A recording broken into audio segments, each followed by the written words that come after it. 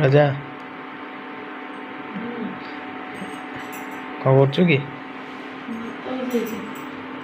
भात अच्छा तरकारी कौन डाली देखिए करी ना कौन आलू फल पकई खाइबो। अच्छा शुणे आज गोटे क्वेश्चन पचार